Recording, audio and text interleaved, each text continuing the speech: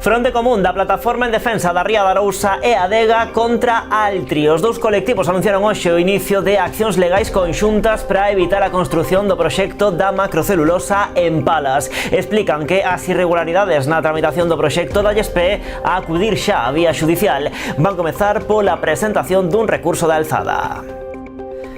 Que tal sodos unha acción que é posible grazas a unha campaña de recadación de fondos que en apenas 20 días permitiulle xuntar case 40.000 euros. Vémolo de contado despois dos titulares.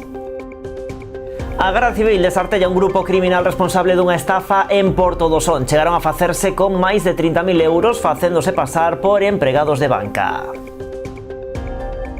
Hoxe anunciáronse obras importantes para dos centros educativos do Salnés. En Cambados saiu a licitación a ampliación do Santomé por preto d'1 millón de euros. En Ribadumia, entre tanto, adxudicouse este venres a sustitución das cubertas do Julia Becerra Malvar, para que se van destinar 240.000 euros.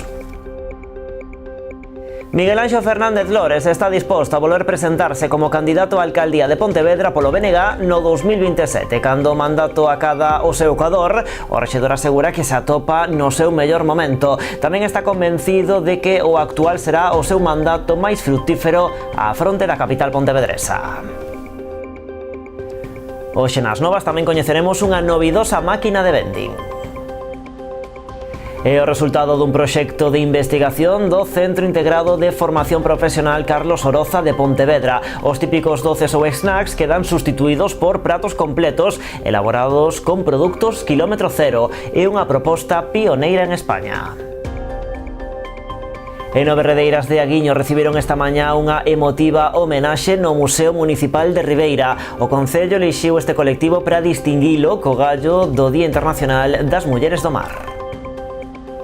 E completamos portada, xa están a ver coa segunda gala solidaria que organizan en Castrelo, no Concello de Cambados, onde van recadar fondos para axudar as víctimas da Dana. Ademais de distintas propostas gastronómicas, contan tamén cunha ampla programación musical. Así imos comezando as novas do día.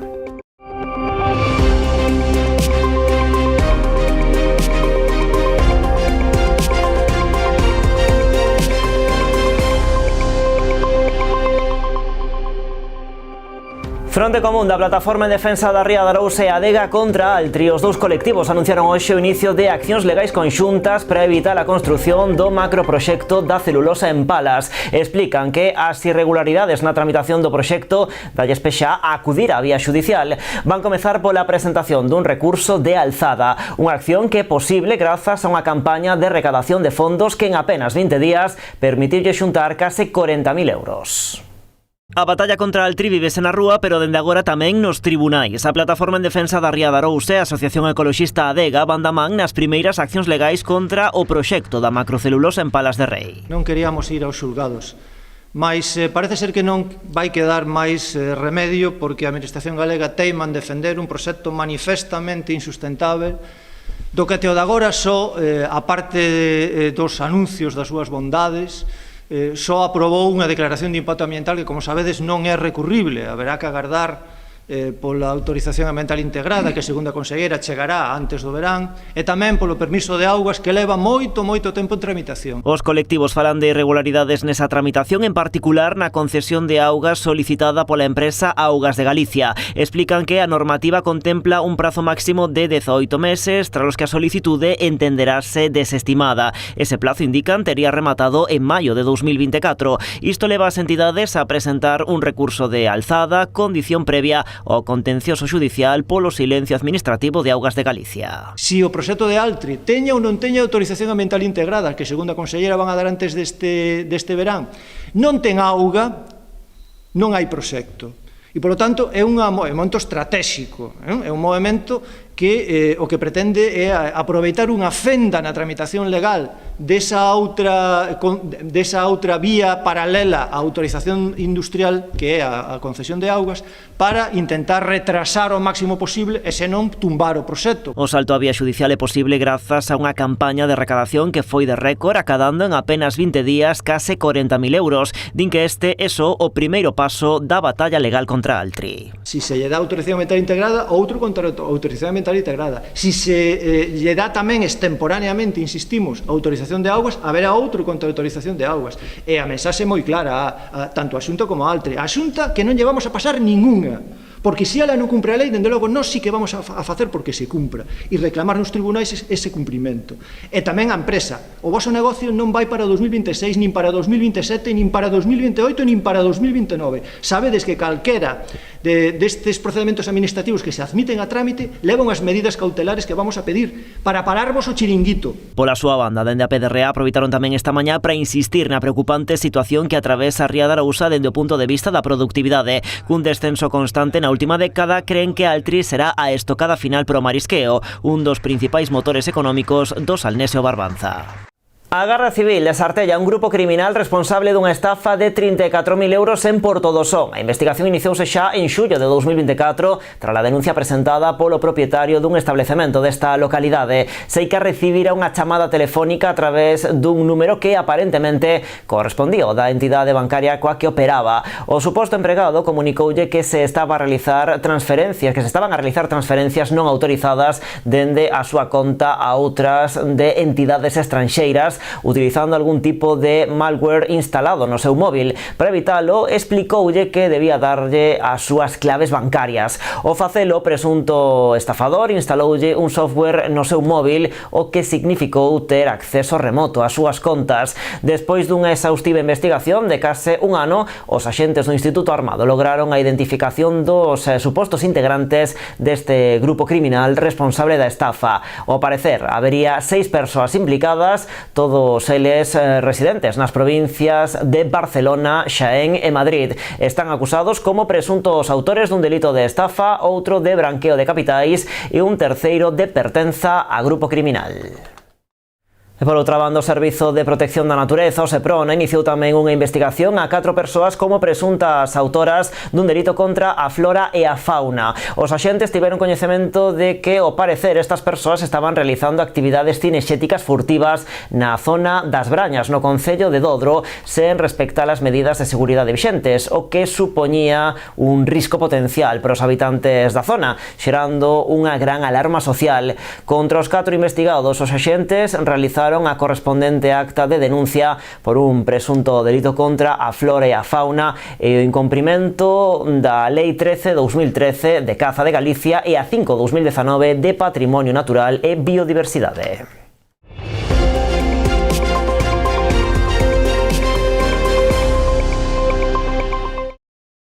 Hoxe anunciaronse obras importantes para 2 centros educativos do Salnés. En Cambados, hoxe se iba a licitación a ampliación do Santomé por preto d'1 millón de euros. A intervención inclúe a recuperación dun espazo do faiado no que se van instalar 2 novas aulas, unha biblioteca con sala de radio e 2 aulas de desdobre. En Ribadumia, entre tanto, adxudicouse este venres a sustitución das cubertas do Julia Becerra Malvar, para que se van destinar 240.000 euros. A ampliación do Colexio Santomé de Cambados arrancará previsiblemente este verán. A Xunta sacou hoxe a licitación este proxecto por un importe de case 1 millón de euros, unha intervención que se vai prolongar durante 9 meses, polo que no curso que ven os traballos teránse que compatibilizar coa actividade lectiva. O conselleiro de Educación fala dunha obra moi agardada que suporá unha mellora cualitativa para o centro. É unha obra moi agardada pola dirección, polo equipo directivo, polo conxunto do claustro. Estamos falando dunha ampliación de prácticamente 400 metros cuadrados, 4 aulas, tamén unha biblioteca que vai contar cun espacio específico para a radio escolar. A ampliación suporá contar cunha superficie adicional de case 400 metros cadrados. Resolve dos grandes problemas que tiñamos no centro, que era a accesibilidade e a falta de espazo. Entón, pues, evidentemente, unha intervención de case 1 millón de euros, pues nada, agradecer á Consellería que tivera en conta as nosas demandas para poder levarlas a cabo. Por outra banda, o conselleiro tamén anunciou hoxe a adxudicación do cambio de cubertas no Colexio Julia Becerra Malvar de Ribadumia por 240.000 euros. É unha adxudicación que se vai a desenvolver durante o verán, o conxunto de obras se fará durante o verán e vai supor sacar a antigua cubrición de fibrocemento e tella sustituída por paneles máis adaptados a eficiencia enerxética e que teñen un mellor un mellor sistema para poder manter as temperaturas e o ambiente dentro do centro educativo. Tanto o equipo do centro como o alcalde salientan que se trata dunha obra moi agardada. O rexedor apunta que esta mellora sumase a outras xa executadas. Agarda tamén a xiña boas novas para continuar co proceso de humanización da contorna do colexio. Somos conscientes de que estades facendo un esforzo importante aquí neste concello, porque os euros parece que non, pero van a sumar, dicir 800 máis 240 máis esos 40.000 euros, e somos conscientes de que necesitamos máis inversión nestes próximos meses, porque digamos que queremos humanizar todo o recinto exterior do colexio para poder ofrecer o mellor recinto precisamente aos nenos e nenas daqui do concello de Ribadumia. Unha parte que viría a completar a humanización da Rúa Condesa coa mellora da seguridade viaria nas proximidades do centro. A Deputación da Coruña oficializou a concesión dunha axuda de 100.000 euros ao Club de Remo da Pobra coa asinatura dun convenio que tivo lugar na sede da entidade deportiva. Esta subvención nominativa contou co respaldo unánime de todos os grupos da Corporación Provincial. O presidente da Deputación da Coruña visitou a sede provisional do Club de Remo Puebla. Nestas instalacións adestran os numerosos deportistas con que conta a entidade, despois de que a súa sede fora vítima dun incendio a principios de ano. O local e o material que albergaba no seu interior, entre eles numerosas embarcacións, quedou reducido a cinzas. A pesar das perdas materiais que supuxo o suceso, o club fixo gala do seu principal motor, o capital humano. Apenas uns meses máis tarde, 3 ou 4 meses, bueno, é increíble como vos sobrepuxestedes a todas esas circunstancias, conseguistedes, pois, como ave fénix, non? Era ese ave que renacía das súas cinzas, non? Cada 500 anos renacía das súas cinzas. Ademais do respaldo social, o club contou tamén co apoio decidido das administracións. A Xunta de Galicia cedeu o local provisional, mentres que a Deputación da Coruña vende a aprobar unha axuda de 100.000 euros para avanzar na adquisición de material e equipamentos que permitan a entidade seguir coa súa actividade. A Deputación pois foi unha aportación importante e ademais aproban todos os grupos políticos da Deputación, chavales e chavalas. Todas as ideoloxías quixeron apostar polo voso clube, polo voso futuro deportivo. Por eso é un día bonito para celebrar non só polos cartos en sí, sino polo que significa como hai que comportarse ante as adversidades e na vida mesma. A pesar do enorme contratempo que supuxo o incendio, o club non cesou a actividade nin moito menos. Foron moitas as competicións que xa ten organizado dende entón, que sumarán o próximo 31 de maio unha máis coa primeira bandeira de bateis da Deputación da Coruña. Para este evento imos contar con todos os clubes de remo de Banco Fixo da provincia da Coruña e supoño que contaremos con máis de 100 barcos no mar, vale? 100 embarcacións e, polo tanto, máis de 500 deportistas e a parte de técnicos e familiares. Con lo cual vai ser unha xornada de mañá e tarde que si nos acompaña o tempo vai ser exitosa. Que no solo tenemos esta regata este año aquí, sino hemos tenido otras y tendremos dentro este fin de semana, el que viene, tenemos el Campeonato de España de Trenerías aquí en Puebla. Nun principio, a celebración da proba estaba prevista en Muros. Sen embargo, o Concello cedeu o testemuño á Pobra nun acto de solidariedade que tanto o club como as institucións quixeron agradecer. Da crónica política, Miguel Anxo Fernández Lores está disposto a volver presentarse como candidato á alcaldía de Pontevedra polo BNG no 2027. Cando o mandato acada o seu ecuador, o rexedor asegura que se atopa no seu mellor momento. Tamén está convencido de que o actual será o mandato máis frutífero á fronte da capital pontevedresa. A piques de acadar o Ecuador do seu sétimo mandato, o alcalde de Pontevedra despexa calquera dúbida sobre o seu futuro. Repetirá como candidato do BNG no 2027. Primeiro, síntome moi ben e eu aspiro a que Pontevedra siga avanzando.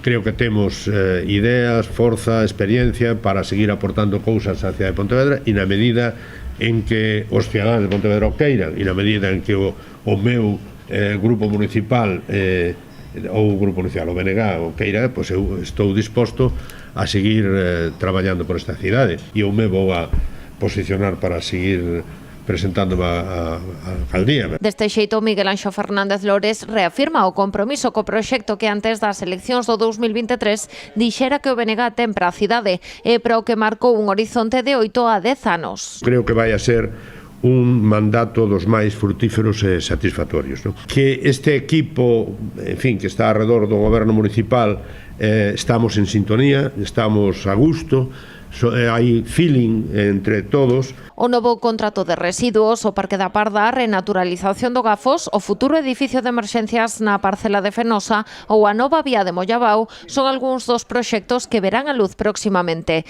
Así as cousas, Fernández Lores destacou a proposta que o seu goberno ten para Monteporreiro. Temos previsto invertir do orden de 10 millóns de euros, que é unha cifra nunca invertida nese barrio, que vai crear unha nova praza verde en riba do pabellón de Monteporreiro de 5.000 metros cuadrados, que vamos a remodelar a Casa de Cultura, vamos a remodelar tamén o campo de fútbol e de rugby da zona e a renovación dos servicios soterrados. Sobre a oposición, o alcalde agradeceu a boa sintonía que nos últimos tempos está a manter o goberno co Partido Socialista, non así co Partido Popular. A verdade me ten moi despistado o señor Domínguez. Eu non sei se é un problema do Partido Popular a nivel provincial ou da cidade ou se é un problema do señor Domínguez, pero realmente a verdade é que non certa unha, non? E varía demasiado, é unha persona que se pode considerar un pouco veleta. En canto ás relacións con outras administracións, Fernández Lores lamentou especialmente a falta de entendemento coa Deputación de Pontevedra. Preocúpame máis que esa cuestión, o feito de que se descolguen de temas como pode ser o triatlón. Para celebrar e facer balance destes 2 anos de mandato, o BNG prepara un acto político en Pontevedra aberto á cidadanía. Será o vindeiro 22 de maio na Sala Ceneta ás 8:30 da tarde. Asistirá, entre outros cargos do partido a nivel local, a voceira nacional Ana Pontón. E aínda da política, o PP de Ribeira denuncia a renuncia por parte do Concello de parte da subvención do Plan pro Fortalecemento do Comercio. Os populares atribúen á mala xestión do Executivo Municipal a perda de preto de 300.000 euros de fondos europeos. Son varias as obras proxectadas en Ribeira ou abeiro do Plan de Fortalecemento da Actividade Comercial en Zonas Turísticas que aínda non chegaron a executarse, entre elas a mellora da accesibilidade na contornada Praza do Concello ou un aparcadoiro disuasorio en Avesadas. Así, ata 7 actuacións que motivaron a perda de 275.000 euros de fondos europeos. Podemos ver como neste primeiro decreto se vai a facer unha devolución por obras non executadas por valor de 275.000 euros. Entre estas obras, pois nos atopamos accións que creemos que van a ser ou que iban a ser de gran importancia. Entre elas podemos enumerar pois a mellora da accesibilidade na Plaza do Concello, que ademais é unha obra que non é solo que se devolva por falta de tempo, sino que ademais é unha obra que se atopa actualmente executada e formalizada, e que polo tanto a empresa a que se lle adxudicou esa obra pois xa adquiriu uns dereitos. Entendemos que estos 51.700 euros, se mal non recordo, da adxudicación desta obra, que levaba pois consigo a acción tanto na rúa frontal da Plaza do Concello, onde se atopan os soportales, como na parte traseira, nesa zona onde está pois o forno de artes, por entendernos, terán que pasar a facerse agora mesmo pois con fondos propios do Concello de Ribeira. O PP atribúe á xestión ineficaz do Goberno a renuncia a estes fondos por non ter cumprido cos prazos e criterios da convocatoria, perdendo a oportunidade de dar un importante pulo ao tecido comercial do municipio. E sorpréndenos, dende logo, que dende o Goberno municipal despois se reitere unha e outra vez que non hai fondos para colaborar pois con asociacións ou con actividades ou accións que se veñen facendo durante moitísimo tempo, e, sin embargo, por outro lado, que renuncien á financiación que ven de outras administracións para poder facer fronte pois a todas estas actividades. Non estamos a falar tamén de un sistema de cartelería digital para o reforzo da identidade e o posicionamento no comercio de Ribeira. Esta foi unha acción tamén que solicitou no seu día a Asociación de Empresarios, porque hai que decir que este plan no seu momento foi apoiado tanto pola Asociación de Empresarios como pola Asociación de Placeiros, da Asociación do Mercado Municipal, e en aquel momento pois o apoiaban con as cartas, e unha das, digamos, accións que solicitaban pois era esta cartelería digital. Falamos de 36.300 euros tamén que quedan sin executar e que van acompañadas pois de 18.000 euros que iban destinados a capacitación tamén de comerciantes para a mellora das habilidades digitais. Agardan que este non sexa o primeiro paso na perda de máis fondos con actuacións enmarcadas tamén neste plan, como pode ser a reforma da Praza do Centenario, lonxe aínda de cumprir cos prazos de certificación establecidos na convocatoria. E a volta da publicidade falamos da Festa do Albariño de Vitoria que se vai celebrar os días 20, 21 e 22 de xuño.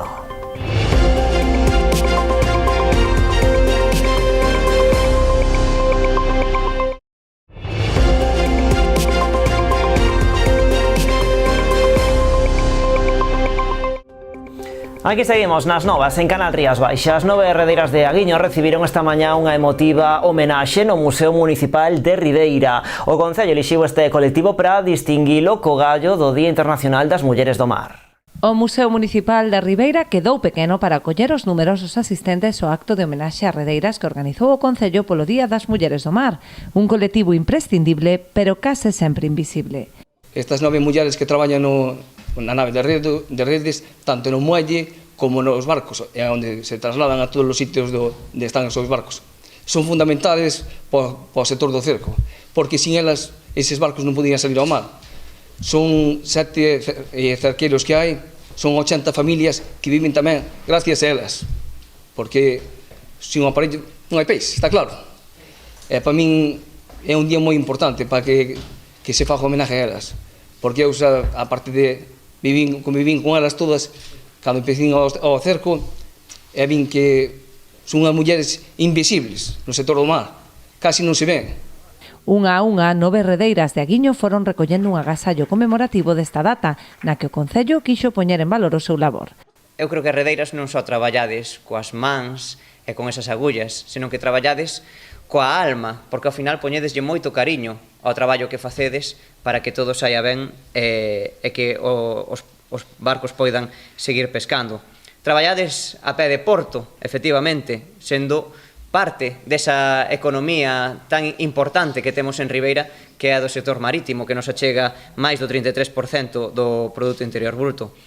E facedes un traballo de maneira moi discreta, como ben dicía Fer, pero imprescindible. Un día para o recoñecemento, pero tamén para a reivindicación, posto que non hai mellor homenaxe que dotalas unhas instalacións dignas para exercer o seu traballo, que precisa ademais dunha remuda xeracional. O único que podo reivindicar é que as instalacións están moi mal. Xa lle dixen antes a eles, e ora volvo a dicir eu. Levamos moitos anos, pero non se nos fai caso ningún. Outra cousa, o oficio da herradeira é moi bonito e impresionante. Leva moito tempo a aprender, pero vale a pena. Só digo isto, se nos ven as rapazas, pois que se animen, que fagan o cursiño, e que, a ver, somos poucas e os barcos están aí. Imos agora ata Boiro, no Concello. Tiña lugar este mediodía a entrega do cheque coa recadación da primeira andaina en favor de ASANOC, a Asociación de Axuda a Nenos Oncolóxicos de Galicia, e que foi organizada pola Asociación Peñas de Boiro. A recadación total das inscripcións e doazóns feitas ascendeu a uns 6.000 euros, unha cantidade a que se suma tamén todo o recadado polo merchandising e os petos que a propia Asociación ASANOC puxo durante o día da celebración da andaina.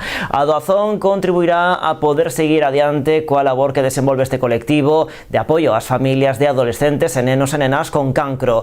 Na entrega tamén participou o alcalde de Boiro, José Ramón Romero, quen agradeceu a veciñanza da localidade a súa participación nesta andaina, amosando unha vez máis a súa solidariedade. O Centro Integrado de Formación Profesional Carlos Oroza de Pontevedra presenta o resultado dun novo proxecto de innovación. Trátase dunha máquina de vending que achega ao cliente unha oferta ben diferente a que estamos afeitos. Os típicos doces ou snacks quedan sustituídos por pratos completos elaborados con produtos kilómetro cero. Unha proposta pioneira en España que pode ter o seu oco en hotéis, empresas ou hospitais. Estamos afeitos a que a oferta das máquinas de vending teña este aspecto. Pero que lles parecería mudar estes produtos procesados por pratos elaborados con ingredientes de proximidade?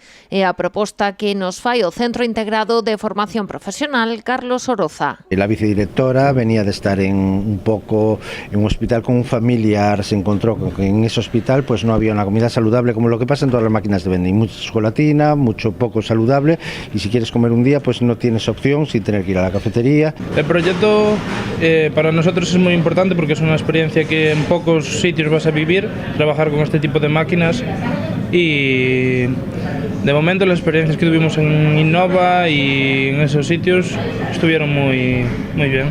Esta semana puideron por fin presentar o proxecto Comida Saudable a todas horas, no que traballan dende o 2023. Trátase dunha máquina de vending que nos ofrece un prato totalmente listo para comer. Pedíamos varias características, que la máquina nos calentase el producto, que para cada producto pudiésemos calentarlo de una forma diferente, todo a través de un microondas, pero tanto tiempo pudiésemos digitalizar un poco lo que es el proyecto todo. La con congrelos, carrilleira de porco celta, pescada mariñeira ou caldeirada de polvo. Tamén hai parte doce, como torta de maza ou de queixo do cebreiro. Son algunhas das 20 propostas coas que están a traballar despois de testar o seu comportamento. En el momento que veíamos que el sabor cambiaba del primer día al quinto de conservación, eliminaban el producto. Fueron bastante críticos y la verdad que los alumnos trabajaron muchísimo. Ningún tipo de conservante, o sea, se mantiene en frío. Es una cocina que hacemos, envasamos normalmente a través, realizamos, abatimos a temperatura de 3 grados positivo,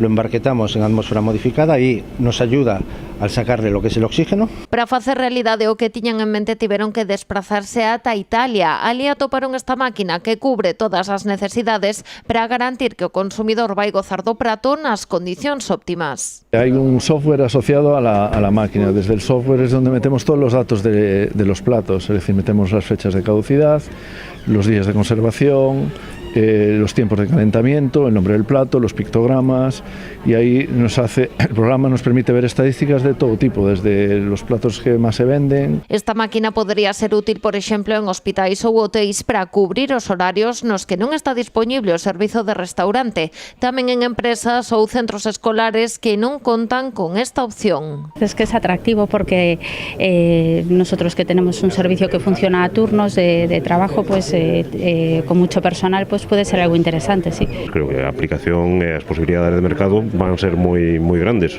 Esperemos que algunos empresarios pues copien un poco a idea y empiecen a promoverlo. Que ya en muchos establecimientos hay máquinas de vending pues para presentar un sándwich, para presentar una bebida o lo que sea, pues bueno, sería una forma en que ese establecimiento en cuya filosofía ya no existe la posibilidad de dar de comer, pueda tener un plato al servicio del cliente, por supuesto. Polo de momento en España unha máquina de vending destas características só pode atoparse aquí no centro Pontevedrés do Carlos Oroza, pero noutras partes do mundo trátase dunha oferta que gaña cada vez máis adeptos. De hecho, aquí en Europa no hay demasiadas, aunque el fabricante es italiano, no hay demasiadas, y donde tienen el 80% de volumen de negocio es en Asia, Singapur sobre todo, y países con muchísimo volumen. Japón es donde tienen la mayoría de negocios. Shanghái y Japón es donde tienen la mayoría de negocios. Os pratos que saen desta máquina están envasados en barquetas 100% compostables elaboradas con fécula de maíz. Tamén os cubertos. Como ven, todos os ingredientes do proxecto están coidados ao detalle para facer desta unha proposta redonda. Os días 20, 21 e 22 de xuño, Albariño, da denominación de orixe Rías Baixas, lanzarase a conquista de Euskadi. O Concello de Cambados, a Mancomunidade dos Salnés e o Centro Galego de Vitoria repiten coa Festa do Albariño de Vitoria, unha segunda edición que durará unha xornada máis.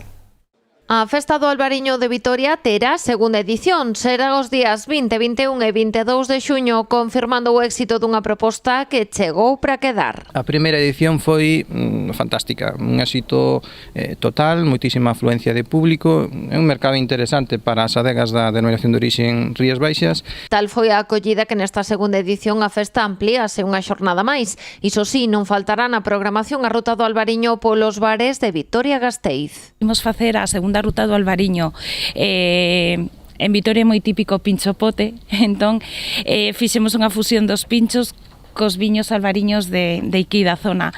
Entón, o xoves o venres haberá o que é a ruta do Albariño a partir das 7 da tarde por os diferentes bares galegos de Gasteiz que estarán amenizados polo grupo de gaita do Centro Galego. Na organización da cita é fundamental a colaboración do Centro Galego de Vitoria-Gasteiz co Concello de Cambados. Tamén a implicación da Mancomunidade do Salnés, que ve neste evento unha oportunidade de promocionar a comarca a nivel turístico. Na Mancomunidade traballamos moito e nos estamos centrando precisamente no que pode ser distintos aspectos para, de alguna maneira, poder chegar a ese visitante final e que poida estar aquí na comarca e que poida disfrutar dos nosos viños. O enoturismo precisamente é un desos aspectos que nos axuda a desestacionalización. Na presentación de hoxe tamén se fixo entrega dos diplomas ás adegas gañadoras da edición do ano pasado. Foron Lagarda Cachada, Bionta e Santiago Roma.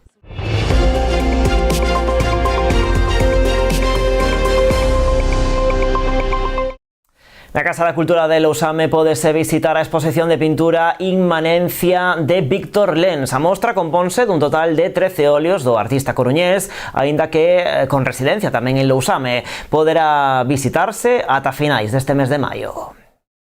O Concello de Lousame colle ata o próximo día 30 de xuño a exposición pictórica Inmanencia, composta por 13 óleos do artista Víctor Lens. A obra amosa diferentes obras que combinan cor e formas no plano de expresión e profundizan no papel das novas tecnoloxías na actual sociedade. A expresión, digamos, da cor, non? É fundamental, unha das cousas fundamentales desta exposición. Eso sería dentro do plano que se chama en pintura, técnicamente, o plano de expresión, que a cor xunto cas formas forman ese plano. Despois no contido, eu creo que son contidos moi críticos que a sociedade actual na que estamos vivindo.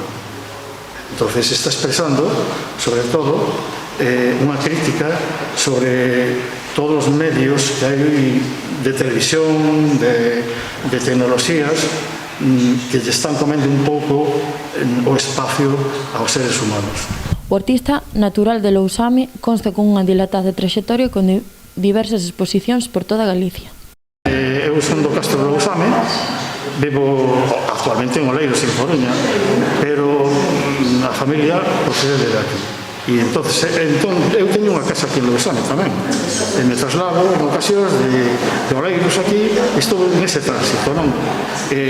Bueno, efectivamente, estou moi unido a Lousame. Dende o Concello de Lousame quixeron agradecer o traballo de Víctor cunha obra interior que non deixa indiferente a ninguén. Que dende o eixo argumental da súa conceptualidade reconstrúe a súa liberdade de sentir e de pensar. A obra de Víctor non deixa indiferente a ninguén, nunca deixa indiferente a ninguén. A cor, o trazo, a expresión e as formas comparten o equilibrio no lenzo. E o escritor Xosé Manuel Millán Otero, Premio Cabanillas 2025. A organización deste galardón decidiu recoñecelo a título póstumo por tratarse dun dos últimos grandes estudosos do poeta da raza. Millán Otero faleceu no 2020. O anuncio fíxose público esta mañá coincidindo coa gran ofrenda floral que o alumnado dos centros cambadeses fai cada ano ao pé da estatua de Ramón Cabanillas no Paseo da Calzada. Esta será sen dúbida unha edición moi especial do Premio Cabanillas, xa que será a derradeira organizada polos libreiros da vila. Logo de 21 anos, a partir do ano que ven, será asumido este premio íntegramente polo Concello. Esta mañá, logo do anuncio do gañador desta edición, o Concelleiro de Cultura aproveitaba para agradecer o traballo dos libreiros en todo este tempo.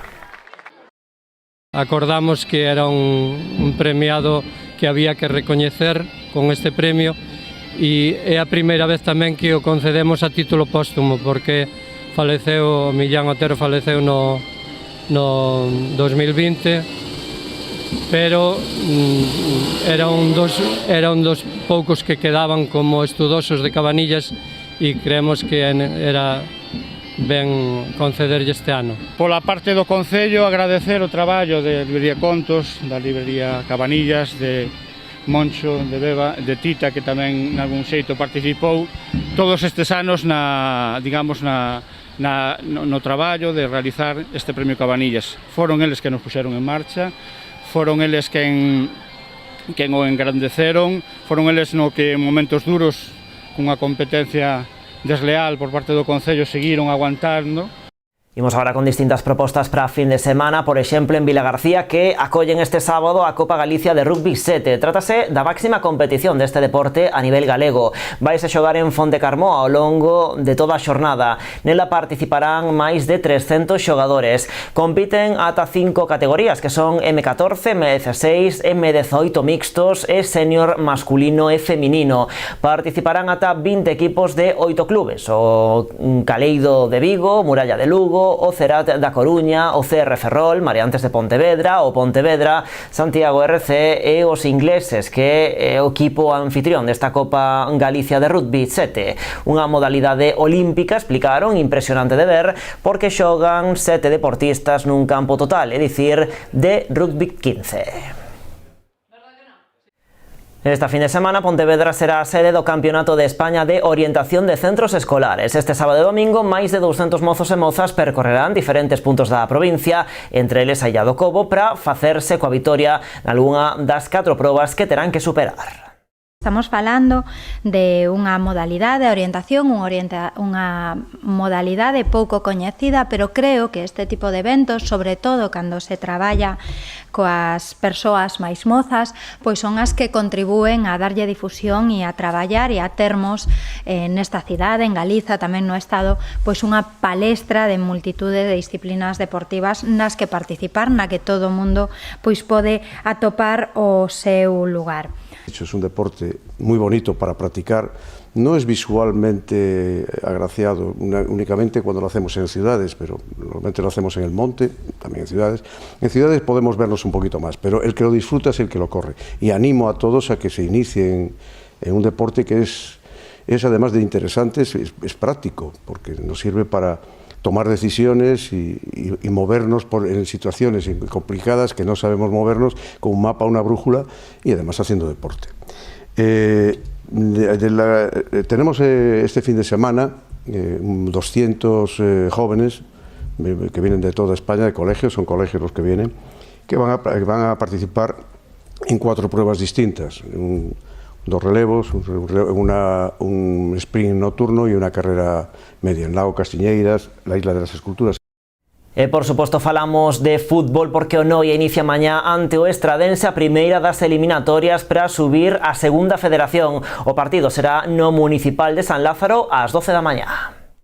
Despois dunha temporada histórica, o conxunto noiés, que a priori non partía como un dos favoritos ao ascenso da categoría, aproveitou o seu acerto e tamén os pinchazos dos seus rivais, entre eles o Arousa, para meterse nos play-off de ascenso a segunda federación. Vamos xogar un play-off de ascenso depois de fazer unha temporada na cal na terceira división fixemos 55 puntos, que é un logro moi importante, acadando unha permanencia moi pelexada, que nos anos anteriores non fomos quen despois de 40 anos sin poder disfrutar desta categoría, e ainda por riba, este ano temos a suerte de poder disfrutar dun play-off de ascenso a unha segunda red, que para nós sempre quedou como un soño, como unha ilusión e como algo inalcanzable, que nunca se podría dar esa posibilidade, non? A primeira das eliminatorias, a ida e volta, nas que se enfrontará un difícil Estradense, será xa mañá, cun partido vibrante ás 12 da mañá no Municipal de San Lázaro. Como presidente do club, animar a todos os veciños e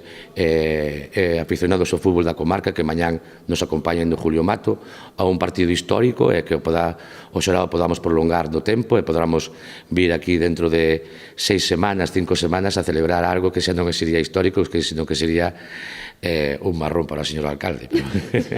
Dende o Concello destacaron a enorme tempada realizada polo conxunto local, desexándolle a mellor das sortes nesta eliminatoria. Felicitacións, por outra banda, desexarlle toda a sorte nese partido de mañán. Estamos seguros que en toda a eliminatoria van a dar a batalla, van a poñelo complicado o Estradense, e estamos convencidos de que en breve poderemos ter unha segunda rolda de prensa para facer a presentación desa seguinte eliminatoria. De pasar esta primeira eliminatoria, o conxunto que dirixe Iván Carril debería librar outra nova final co gañador do enfrontamento entre a Sarriana e o Racing Villalbés. Dos 4 equipos só subirá un. E quen sabe, igual o Noia dá a sorpresa e para o ano é equipo de segunda federación, poñendo a guinda unha temporada histórica. Bueno, pois desexándolle toda a sorte do mundo o Noia, marchamos. A actualidade continúa en canalriasbaixas.com e tamén nas nosas redes sociais. Como sempre, graciñas por estaren aí, pasen bo fin de semana.